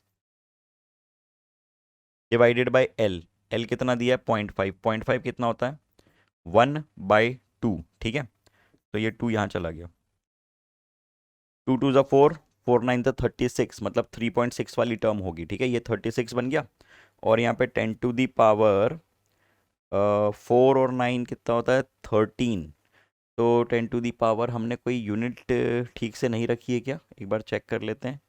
2k/Q divided by length 10 microcoulomb, बड़ी अच्छी बात है। तो अच्छा ये 10 है, सॉरी सॉरी, मैंने इसको 10⁻10 रीड कर लिया, आई एम रियली सॉरी। तो सही है, बराबर आ रहा है, 10⁻4 बना, तो 36 × 10⁻4 इज द आंसर। मैंने इसको पता नहीं क्यों 10⁻10 रीड कर लिया, मतलब ये 10 ना 10⁻1 है, आंखों का धोखा, ठीक है, होता है इस उम्र में, करो आप लोग। तो ए इज़ द आंसर, ठीक है। तो ये सारे क्वेश्चंस थे, ये सभी कॉन्सेप्ट, सभी अभी तक का पूरा कॉन्सेप्ट जितना हमने पढ़ा है, सारे क्वेश्चन सब अभी तक मैं समय देके इसमें रिवाइज करवा चुका हूँ, कई नई बातें हमने समझी, अब हम बातों को बढ़ा रहे हैं आगे, ठीक है। चलिए let's take the discussion ahead. Concept समझाऊंगा और कुछ क्वेश्चंस मैं आपको दूंगा करने के लिए, जो कि मुझे एक्सपेक्टेड है कि लेक्चर ख़त्म होते ही आप लोग अटेम्प्ट करोगे और बताओगे कि क्या आंसर आ रहा है।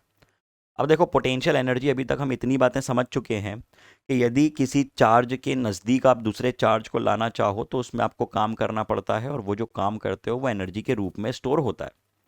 बड़ी सरल भाषा में बोल रहा हूँ कि आप किसी सिस्टम में किसी बॉडी को लेके जाओगे, आपको काम जो करना पड़ रहा है वो सिस्टम की किसी ना किसी फॉर्म ऑफ एनर्जी में स्टोर होता है। अब यहाँ पे बात क्या चल रही है? यहाँ पे बात चल रही है इलेक्ट्रोस्टैटिक पोटेंशियल एनर्जी की। लेकिन एक जनरल टर्म में मैं आपको कहूं कि कोई भी पोटेंशियल एनर्जी हो, चाहे आप ग्रेविटेशनल पोटेंशियल एनर्जी की बात करो, चाहे आप स्प्रिंग पोटेंशियल एनर्जी की बात करो, चाहे आप इलेक्ट्रोस्टैटिक पोटेंशियल एनर्जी की बात करो, कोई भी पोटेंशियल एनर्जी हो, वो सिर्फ और सिर्फ कंजर्वेटिव फील्ड्स के लिए ही डिफाइन होती है। मतलब ऐसे सिस्टम जहां पे किस तरह का फोर्स लग रहा हो, किस तरह की फील्ड हो, कंजर्वेटिव हो। सर कंजर्वेटिव का मतलब थोड़ा सा समझाओ ना, हम बार बार इसको भूल जाते हैं कि ये क्या, ये टर्म आती है और हमारा मुंह उदास हो जाता है। कंजर्वेटिव, नॉन कंजर्वेटिव क्या होता है? कंजर्वेटिव फोर्स या कंजर्वेटिव फील्ड वो होती है, कंजर्वेटिव फील्ड वो होती है फील्ड जिसमें यदि कोई ऑब्जेक्ट उस फील्ड के अगेंस्ट या उस फील्ड के द्वारा वर्क करे, पहले समझ लो बिल्कुल लेमैन लैंग्वेज में, बोलचाल की भाषा में, तो वो वर्क जो है ना वो पाथ पे डिपेंड नहीं करना चाहिए। कंजर्वेटिव फोर्स अगर मैं आपको समझाऊं, कंजर्वेटिव फोर्स अगर मैं आपको समझाऊं तो बेसिकली क्या होता है? Force whose work is independent of the path taken. Example gravitational field, gravitational force. जैसे ये मान लीजिए, कि एक ऑब्जेक्ट है ना, मान लो कि ये एक ऑब्जेक्ट है।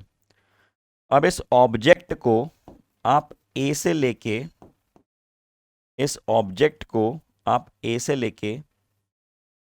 बी तक जा रहे हो। इस ऑब्जेक्ट को आप ए से बी तक लेके जा रहे हो, है ना? इस ऑब्जेक्ट को आप ए से बी तक लेके जा रहे हो। अब आपने कुछ काम किया, और वो काम जो आपने किया कितना किया? mg के अगेंस्ट वर्क किया आपने, mgh वर्क डन। कितना किया आपने? mgh। इतनी ही पोटेंशियल एनर्जी स्टोर होगी, बिल्कुल होगी। अगर मैं इसको दूसरे पाथ से ले जाऊं, तीसरे पाथ से ले जाऊं, चौथे पाथ से ले जाऊं, सीधे ले जाऊं, कोई फर्क नहीं पड़ेगा, कोई फर्क नहीं पड़ेगा। Same with the electrostatic field, ठीक है? इलेक्ट्रिक फील्ड में भी जो हम बात करते हैं ना, कि अगर मैं एक पॉइंट से दूसरे पॉइंट लेके गया हूं, ए से बी लेके गया हूं, ठीक है, तो मैं कैसे लेके गया हूं इस बात पे फर्क नहीं पड़ता। मैं ऐसे लेके गया हूं, या मैं ऐसे लेके गया हूं, या मैं ऐसे लेके गया हूं, या मैं ऐसे ऐसे लेके गया हूं, इन बातों से कोई भी फर्क नहीं पड़ेगा। इन बातों का हमारे डिस्कशन पे कोई फर्क नहीं पड़ेगा। तो पहली बात कि potential energy of a system सिर्फ उस तरह की फील्ड के लिए डिफाइन होती है जो कि कंजर्वेटिव होती है। As electric field is conservative, so we define the potential energy in relation to it. उम्मीद करता हूं कि इतनी बात बिल्कुल क्रिस्टल साफ, बिल्कुल क्लियर है 100%। 1% की भी इसमें कंफ्यूजन नहीं चाहिए, ठीक है? चलो, हाँ बोल रहे हो इसलिए आगे बढ़ रहा हूँ।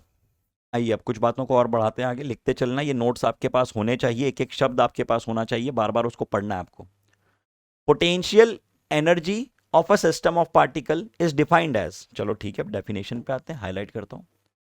The work done in assembling the system in a given configuration against the interaction forces between them. Work done in assembling the system. Work done in assembling the system. Potential energy आपने कैसे define की? The work done in assembling the system against the interaction forces between them. मतलब समझाता हूं, सुनना। ये एक charge रखा हुआ है, ये एक चार्ज रखा हुआ है क्यूब। अभी इससे बहुत बहुत दूर अनंत पे एक चार्ज रखा है स्मॉल क्यू, ठीक है। मैं स्मॉल क्यू को उठा के उस पॉइंट से आगे बढ़ा के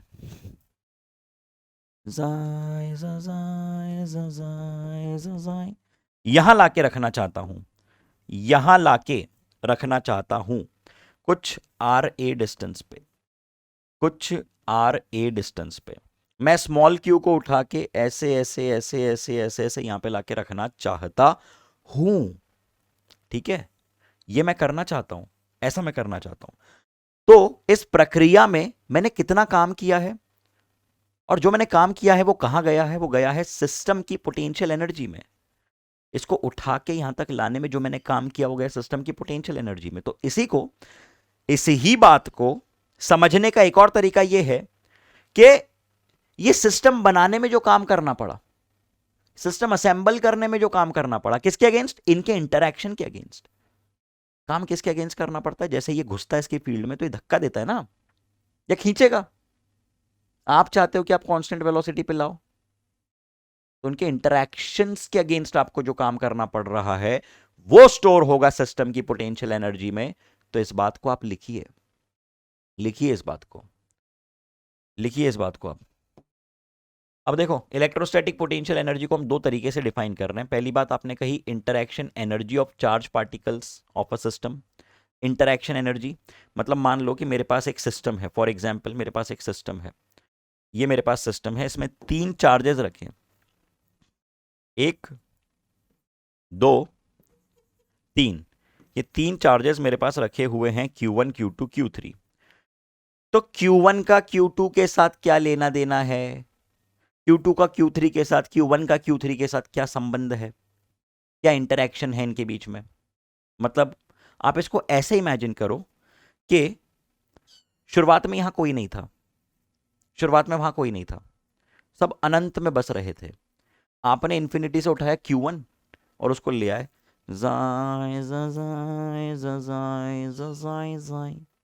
और यहां ले जाके रख दिया। तो जब आप 1 को लाए होगे तो आपको कोई काम नहीं करना पड़ा होगा, क्योंकि यहां कोई नहीं है जो कि इसको रोके या खींचे। बात समझ में आई? जब आप 1 को उठा के ला रहे हो इंफिनिटी से इस पॉइंट तक, तो 1 को लाके रखने के लिए, 1 को असेंबल करने के लिए, Q1 को यहां पे रखने के लिए किसी के अगेंस्ट काम नहीं करना पड़ा। काम हमेशा किसी ना किसी के अगेंस्ट होता है ना। हम चल रहे हैं तो फ्रिक्शन के अगेंस्ट काम कर रहे हैं, मैं इसको उठा रहा हूं तो ग्रेविटेशन के अगेंस्ट काम कर रहा हूं, मैं इसको मूव कर रहा हूं तो मैं इस स्मॉल क्यू चार्ज को मूव करने के लिए कैपिटल क्यू के रिपल्शन के अगेंस्ट काम करना पड़ रहा है। लेकिन यहां किसके अगेंस्ट करना है, कुछ नहीं, खाली संसार है बिल्कुल। लेकिन अब मैं Q2 को लाने की इच्छा रखता हूं और मुझे लगा कि अरे यहाँ पे तो काम ही नहीं करना पड़ रहा है लाके रखने में, तो Q2 को भी ले आते हैं, काम नहीं करना पड़ेगा। लेकिन जैसे Q2 को मिला खड़ा, अब जैसे ही मैं आगे बढ़ रहा हूं मुझ पर रिपल्शन लग रहा है, अरे ये धक्का दे रहा है, तो मुझको इसको आगे लेके जाने में और ले जाके यहां पे रखने में काम करना पड़ेगा कि नहीं, बिल्कुल करना पड़ेगा। मैंने ले जाके इसको यहां पे रख दिया Q2 को, मुझको काम करना पड़ा इन दोनों के इंटरैक्शन के अगेंस्ट। खड़ा Q3, बाप रे, दो लोग मिलके धक्का दे रहे हैं, Q1 और Q2 दोनों धक्का दे रहे हैं, फिर भी हम लोग इसको आगे बढ़ा रहे हैं और ले जाके हमने यहां पे रख दिया Q3। मतलब potential energy is defined as the work done in assembling the system in a given configuration against the interaction forces between them। Definition देखो, प्रैक्टिकल देखो, जुड़ रहे हैं। Second thing, self energy of a charge system. अब ये बात होती है कंटिन्यूअस सिस्टम्स के लिए। कंटिन्यूअस सिस्टम्स क्या होते हैं? Continuous bodies, continuous charge distribution, charge distribution. जैसे मान लो कि ये एक स्फीयर है, इस पे पूरे पे चार्ज बिखरा हुआ है, इस पे पूरे पे चार्ज डिस्ट्रीब्यूटेड है, ठीक है। तो आप ये सोचो कि इस पे कुछ 100 माइक्रोकूलम का या 100 कूलम का चार्ज है, तो आपने धीरे धीरे ले जाके रखा होगा उस पे चार्ज। तो इस सिस्टम को बनाने में कितना काम करना पड़ा है वो कहलाती है सेल्फ एनर्जी। खैर उसमें एट द मोमेंट हमको नहीं घुसना है, सिर्फ क्लासिफिकेशन में आपको इतना समझ में आ जाए कि क्या दो तरीके से हम लोग पोटेंशियल एनर्जी डिफाइन कर रहे हैं, इसलिए ये बात को मैंने रखा है, ठीक है, वरना इसको अभी हमें टच नहीं करना है, हमें अभी इसकी डिस्कशन करनी है, ठीक है। तो चलिए देख लीजिए ज़रा, बातें बढ़ाते हैं आगे, let's take the discussion ahead. अब देखो, बात चल रही थी इलेक्ट्रोस्टैटिक इंटरैक्शन एनर्जी की, है ना। तो हमने क्या कहा, electrostatic interaction energy of a system of charged particles is defined as the external work, एक एक शब्द पे ध्यान देना, external work required to assemble the particles from infinity to the given configuration, ठीक है। when charged particles are at infinite separation their potential energy is taken as zero, that means there is no interaction between them। तो इस बात को आइए समझते हैं, इस बात को आइए समझते हैं एक उसी तरह के एग्जाम्पल से, ठीक है, वैल्यूज लेके रखते हैं हम लोग। अब हमने ये कहा कि भाई साहब हमें ये सिस्टम बनाना है, हमारा सिस्टम ये है, एक चार्ज Q और दूसरा चार्ज Q, ओके, Q और Q, और ये कितने सेपरेशन पे हैं, ये कुछ R सेपरेशन पे हैं, ये कुछ R सेपरेशन पे हैं। तो आपको इस सिस्टम की पोटेंशियल एनर्जी बतानी है।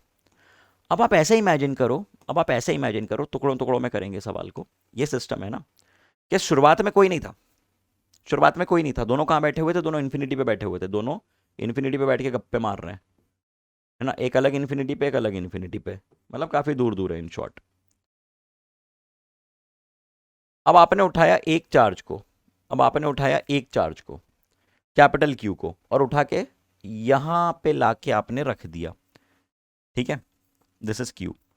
तो क्या Q को लाके रखने में कोई काम करना पड़ा, क्या Q को लाके रखने में कोई भी काम करना पड़ा, नहीं करना पड़ा। तो पहला वर्क मैंने कह दिया जीरो, ये क्या है, ये कौन सा वर्क है, bringing capital Q, bringing capital Q from infinity to the point, कोई काम नहीं करना पड़ा। अब आपने उठाया छोटा Q, कैपिटल Q तो जा चुका है, अब आपने उठाया छोटा Q, घुमा फिरा के लाके यहां पे रख दिया, लेकिन यहां पे लाके रखने में काम करना पड़ेगा। क्यों काम करना पड़ेगा, क्योंकि कैपिटल Q का लग रहा है रिपल्शन, कैपिटल Q का लग रहा है रिपल्शन, बिल्कुल।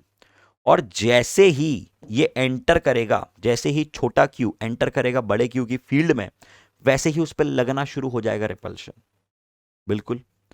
और आपने कहा है कि इलेक्ट्रोस्टैटिक इंटरैक्शन एनर्जी या तो potential energy is the work done by the external force. External force कौन है, मैं हूं एक्सटर्नल फोर्स, आप और मैं मिलके इसको लेके आ रहे हैं ना, है ना।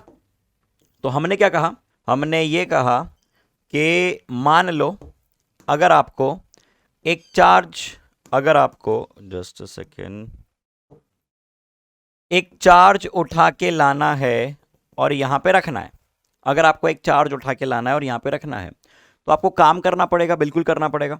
आप थोड़ा चार्ज के बारे में सोचो, चार्ज के बारे में थोड़ा सा सोचो, ठीक है, सोचना थोड़ा सा इसके बारे में। ये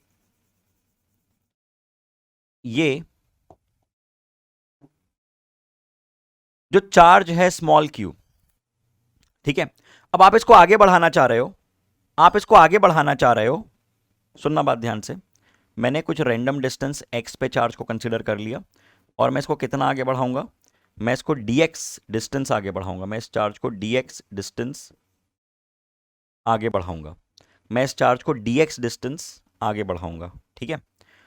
तो इस चार्ज को जो कि x डिस्टेंस पे है, dx डिस्टेंस आगे बढ़ाना है, तो हमको एक फोर्स लगाना है, हमको एक फोर्स लगाना है, किसके अगेंस्ट लगाना है, वो इलेक्ट्रोस्टैटिक फोर्स ऑफ रिपल्शन के अगेंस्ट लगाना है ना। जो एक्सटर्नल फोर्स होगा, जो एक्सटर्नल फोर्स होगा वो इलेक्ट्रोस्टैटिक फोर्स ऑफ रिपल्शन के अगेंस्ट लगेगा, बिल्कुल। अब हमने कहा कि हमें निकालना है work done by the external force, ठीक है, सुनना बात ध्यान से। तो मैंने लिखा इंटीग्रल ऑफ फोर्स एक्सटर्नल ध्यान से ना, बहुत काम की बात है ये, इसलिए मैं इसको इतना हाईलाइट कर रहा हूँ। छोटी बात है लेकिन बहुत महत्वपूर्ण बात है। 99% लोग गलत करते हैं इस बात को, मैं गारंटी दे रहा हूँ, कि उनको डिटेलिंग पता ही नहीं होती है कि क्यों हम नेगेटिव ले रहे हैं, क्यों हम पॉजिटिव ले रहे हैं, रट लेते हैं फिर एंड में। ना तो बहुत ज़्यादा इस पर बात की जाती है, ना तो बहुत ज़्यादा बच्चे खुद लोड लेते हैं। ये इलेक्ट्रोस्टैटिक फोर्स है, ये एक्सटर्नल फोर्स है, हम बात कर रहे हैं एक्सटर्नल फोर्स की। तो आपने लिखा वर्क डन को integral of F dot D x, लिखा? बिल्कुल लिखा। अब एक्सटर्नल फोर्स को आप इलेक्ट्रोस्टैटिक फोर्स के अपोजिट बता रहे हो, है ना? अरे आप यहां धक्का दे रहे हो, ये तो उसको धकेलना चाह रहा है ना बाहर। हाँ, तो आप क्या बोलोगे? आप ये बोलोगे कि यार जो इलेक्ट्रोस्टैटिक फोर्स है, एफ इलेक्ट्रोस्टैटिक, नेगेटिव टाइम से एफ एक्सटर्नल के आया ना? बिल्कुल। तो अगर मैं एफ एक्सटर्नल हटाऊं, और इलेक्ट्रोस्टैटिक फोर्स कितना है? इलेक्ट्रोस्टैटिक फोर्स कितना होता है? इलेक्ट्रोस्टैटिक फोर्स होता है कूलम्स लॉ वाला, K Q Q by r square, K Q Q by r square. तो अगर electrostatic force K Q Q by r square है, तो external force minus K Q Q by r square हो गया। क्यों? क्योंकि ये इधर लग रहा है तो उधर लग रहा है, देखो ना। और बॉडी को आप कांस्टेंट वेलोसिटी पे ला रहे हो, मतलब फोर्सेस तो बराबर है। आप बॉडी को कांस्टेंट वेलोसिटी पे स्लोली लेके आ रहे हो, मतलब फोर्सेस तो हमेशा एक बराबर मेंटेन्ड है। यार बहुत काम की बात है, समझ में आई कि नहीं? धीरे धीरे लेके आ रहे हो तो फोर्सेस बराबर ही होंगे ना, वरना एक्सेलरेशन हो जाता। तो आपने इसको लिख दिया work done by external force को minus of integral of K Q Q by, कितने डिस्टेंस पे लिया है मैंने? एक्स डिस्टेंस पे लिया है, एक्स स्क्वायर डी एक्स। ठीक है, अब इसको मैं अगले पेज पे थोड़ा और अच्छे से बता रहा हूँ, है ना? इसको लिखना हो लिख लो जल्दी से, तेज रफ्तार में सभी लोग लिख लो, लिख लो, लिख लो, लिख लो, लिख लो, लिख लो। ठीक है, देखो बात क्या चल रही थी? बात चल रही थी अभी जो हमने बात की है कि दो चार्जेस Q1 Q2 दोनों हमने पॉजिटिव लिए हैं, सेपरेटेड बाय सम डिस्टेंस। ठीक है, तो work done in bringing Q2 from infinity to the given separation, आपने कितना लिखा है? आपने लिखा है माइनस इंटीग्रल ऑफ के Q1 Q2 बोल दो या QQ बोल दो, एक्स स्क्वेयर डी एक्स। इसको करेंगे इंटीग्रेट, इसको करेंगे इंटीग्रेट, के क्यू क्यू बाहर निकला एक्स की पावर -2 डी एक्स, इन्फिनिटी से कुछ डिस्टेंस आर मान लो, इन्फिनिटी से कुछ डिस्टेंस आर मान लो। नेगेटिव कहाँ भगा दिया मैंने? ये रहा नेगेटिव। ठीक है, कर दो इसको इंटीग्रेट, कर दो इसको इंटीग्रेट। एक्स की पावर -2 का इंटीग्रेशन क्या बन जाएगा? -1/x, ये आ रहा है इंटीग्रेशन। अब इसमें हम रखेंगे लिमिट्स, ये आ रहा है इंटीग्रेशन, ये आ रहा है इंटीग्रेशन। इसमें हम रखेंगे लिमिट्स, इसमें हम उठा के रखेंगे लिमिट्स। ठीक है, इसमें हम उठा के रखेंगे लिमिट्स। यहाँ पे आप लोग ये एक्सप्रेशन बनाए, ठीक है? वही बात है, वही बात है। ठीक है, नेगेटिव का सिग्निफिकेंस भी बता रहा है कि एक्स डिक्रीज हो रहा है, आप ऐसी दिशा में जा रहे हो जहाँ पे एक्स डिक्रीज हो रहा है। बिल्कुल। क्या बन जाएगा? कितना आ जाएगा ये? कितना आ जाएगा? कितना वर्क डन आ जाएगा आपके पास? कितनी पोटेंशियल एनर्जी आ जाएगी? Work done by external force जो आपने किया, work done by external force आपने कितना निकाला? हमारे फॉर्मूले के हिसाब से हमने क्या निकाला? आओ ज़रा सब्सटीट्यूट कर दें यहाँ पे, यहीं पे पहले सब्सटीट्यूट कर देते हैं। आपने अपर लिमिट और लोअर लिमिट सब्सटीट्यूट कर देनी है बस। इसमें वर्क डन इज के Q Q bracket upper limit 1/r -1/इंफिनिटी, जो कि होता है 0। तो आंसर क्या आया आपका? आंसर क्या आया आपका? आंसर क्या आया आपका? K Q Q by R. Answer क्या आया आपका? K Q Q by R, K Q Q by R बोल दो, या तो Q1 Q2 ले रहे हो तो के Q1 Q2 बाई आर बोल दो, कोई फर्क नहीं पड़ेगा। जितना वर्क डन करोगे उतना ही potential energy of the system में जाएगा, और वो होगा के Q1 Q2 divided by are. System कैसा लिया था भाई तुम लोगों ने? सिस्टम कैसा लिया था आप लोगों ने? क्यों? सिस्टम कैसा लिया था? सिस्टम ऐसा लिया था कि दो Q1 Q2 जो है वो कैसे चार्जेस हैं? वो पॉजिटिव चार्जेस हैं। Q1 Q2 कैसे चार्जेस हैं? पॉजिटिव चार्जेस हैं। तो आपने एक्सप्रेशन आपका लिख दिया। ठीक है, लिख देता हूं यहां पे, ऑसम। ठीक है, ठीक है, बात समझ में आती है? अब इसके बाद मैंने क्या कहा, मैंने ये कहा कि अगर एक चार्ज पॉजिटिव और एक चार्ज नेगेटिव, इंपॉर्टेंट है ये, तो कितनी बन जाएगी potential energy, minus of K Q one Q two by R. Directly ऐसे याद रखो इस बात को, ठीक है, minus of K Q one Q two by R. तो आइए कुछ और सिस्टम्स बताता हूं आपको इससे रिलेटेड, कुछ और सिस्टम्स बताता हूं आपको इससे रिलेटेड। अब जैसे मान लो कि मैंने एक ट्रायंगल बनाया, ट्रायंगल में Q1 Q2 Q3 तीन चार्जेस हैं। तो जो टोटल वर्क डन होगा या टोटल पोटेंशियल एनर्जी होगी वो होगी 1-2 की इंटरैक्शन एनर्जी, 2-3 की इंटरैक्शन एनर्जी और 1-3 की इंटरैक्शन एनर्जी। आप लोग क्या लिख दोगे, 1-2 को आप लिख दोगे के Q1 Q2 डिवाइडेड बाय 1-2 के बीच में कितना सेपरेशन है, R3 लिखा है तो R3 लिख लो, कोई फर्क नहीं पड़ेगा, ठीक है, प्लस के 2-3 के बीच का Q2 Q3 डिवाइडेड बाय जो भी इनके बीच का सेपरेशन है R1 लिख दो, प्लस के Q1 Q3 डिवाइडेड बाय इनके बीच का सेपरेशन R2। ये है एक्सप्रेशन, ठीक है। देखो कितनी टर्म्स आ रही हैं इसमें आ रही है कुल मिला के 3 टर्म्स। अगर 2 बॉडीज होती तो एक टर्म आती। जनरल फॉर्मूला, जैसे मान लो 2 बॉडीज तो कितनी टर्म आ रही है, एक टर्म आ रही है। 3 बॉडी के लिए 3 टर्म, 4 के लिए कितनी होंगी, 5 के लिए कितनी होंगी, n into N minus one by two, N की जगह पे रखो 2, 2 इंटू टू माइनस वन, 1/2, कितना आ रहा है ये 2 रखने पे 1 आ रहा है। मतलब 2 चार्जेस हैं, अगर 2 चार्जेस हैं ऐसा लिख देता हूं मैं, ठीक है, नंबर ऑफ चार्जेस, और यहाँ पे टर्म्स मतलब ये कितनी टर्म्स आ रही हैं पोटेंशियल एनर्जी की, ठीक है। 2 चार्जेस के लिए 2 रखो, 2 into two minus one by two, एक टर्म आएगी K Q Q by R. 2 charge का सिस्टम अभी जो देखा, 3 चार्ज का सिस्टम है तो 3 टर्म्स आएंगी, 3 into three minus one by to, 3 into two by two यानी 3 टर्म्स, 4 रख लो, 4 इंटू फोर माइनस वन, 3/2 यानी 6 टर्म्स आएंगी, ठीक है। चलिए बहुत बढ़िया बहुत बढ़िया बहुत बढ़िया। तो अब सुनो, अब मैं आपको टास्क दे रहा हूं, कुछ होमवर्क क्वेश्चंस हैं, ठीक है, जो आप लोगों को ट्राई करना है। कुछ होमवर्क क्वेश्चंस हैं जो आप लोगों को ट्राई करना है, उसके बाद हम लोग आगे की बातें करेंगे। तो उम्मीद करता हूं कि इतनी बातों को अब आप लोग सॉल्व करेंगे, क्वेश्चंस को जितना जल्दी हो सके बताइए मुझे सॉल्व करके, ताकि कल के सेशन में आप लोग ज़्यादा अच्छे से कनेक्ट कर पाओ, ठीक है। तो चलिए मिलते हैं अगले सेशन में, तब तक के लिए सभी लोग अपना ध्यान रखो। Okay, tata, bye, thank you.